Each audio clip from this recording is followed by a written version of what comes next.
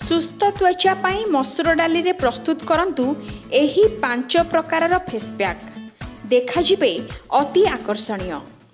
रोसई घरु सहजरे मिली जाउथुबा विभिन्न प्रकारर डाली आपणक सुस्थ त्वचा पाई एक उपादेय सामग्री भाबे काम करिथाए। बास आपण खाली एहार व्यवहार शिखिथिले हेला।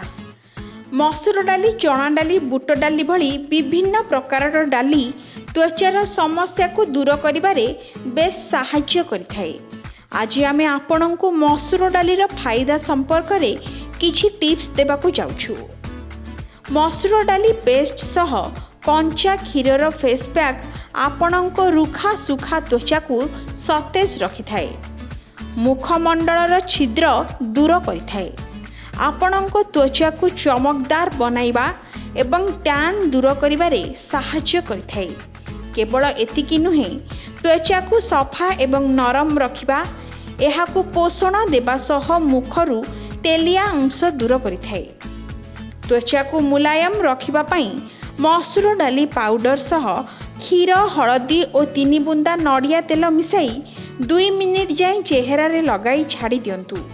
एहा परे धीरे धीरे एहाकू स्क्रब करी धोई दियंतु। त्वचार उज्ज्वलता पाई मसूर डाली पेस्ट रे कंचा क्षीर और बादाम तेल मिसाई चेहरा रे भल भाबे लगांतु। एहाकू 15 रु 20 मिनिट जाए छाड़ी दियंतु। एहा परे ठंडा पानी रे धोई दियंतु। शुष्क त्वचा पाई मसूर डाली आपणकू उत्तम फायदा दे परिबो। क्षीर रे मसूर डाली को बतुराई पेस्ट करंतु। एहा परे मुह एवं बेकरे समान मात्रा रे लगाई दियंतु। 20 मिनिट परे एहाकू धोई दियंतु। चेहरारू लोम हटाइबा पई मसूर डाली भल काम करिथाए। मसूर डाली सह चंदन पाउडर, कमला चोपा और क्षीर को मिसाई पेस्ट प्रस्तुत करंतु। एहाकू चेहरा रे लगाई 15 रु 20 मिनिट जाए छाड़ी दियंतु। पैक सुखी गले एहाकू धीरे धीरे गोल गोल करी स्क्रब करंतु। देखिबे आपणको त्वचा किभली आकर्षणीय रूप नेउछि।